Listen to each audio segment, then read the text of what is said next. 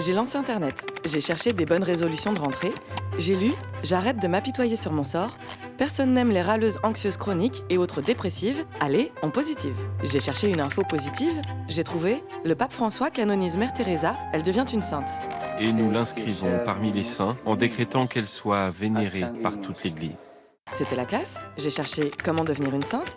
J'ai lu « Autorisez l'Église à enquêter sur votre cas, un postulateur va se pencher sur les détails de votre vie, de votre œuvre et de vos écrits ».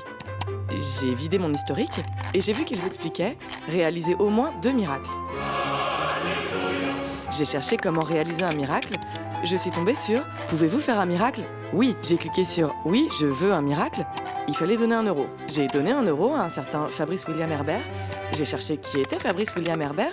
J'ai vu qu'il mettait un lien vers son MySpace. Je me suis demandé si on était revenu en 2004. J'ai vu qu'on était bien en 2016 et que j'avais rendez-vous chez le dentiste.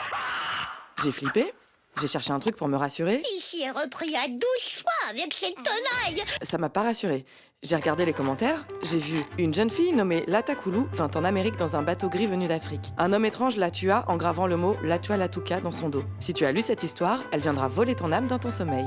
J'ai voulu retrouver la trace de Lata Koulou, j'ai cherché bateau gris venu d'Afrique en Amérique, mais j'ai lu entre 11 et 14 millions d'Africains ont été entassés dans des bateaux européens en route vers l'Amérique entre le 15e et le 18e siècle. J'ai cherché plus de détails sur la colonisation, je suis tombée sur François Fillon, la colonisation a été un partage de culture. J'ai écouté. Non, la France n'est pas coupable d'avoir voulu faire partager sa culture au peuple d'Afrique, d'Asie et d'Amérique du Nord. J'ai regardé comment la France avait fait partager sa culture.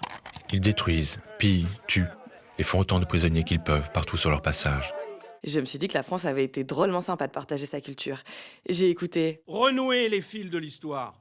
Retrouver nos racines. Et j'ai craqué. J'ai écrit « Cher journal, je sais que personne n'aime les râleuses anxieuses chroniques, mais je me demande si les politiques obnubilés par leurs racines ne pourraient pas se réorienter dès que possible vers un CAP coiffure. Problème de racines apparentes? Parce que le délire identitaire à toutes les sauces, Pesto! Pesto! ça commence un peu à me gonfler.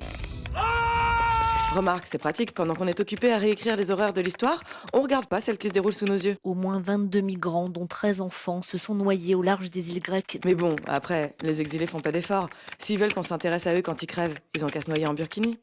Sur ce, j'y vais, j'ai dentiste. Bisous. Je l'ai posté et j'ai quitté Internet.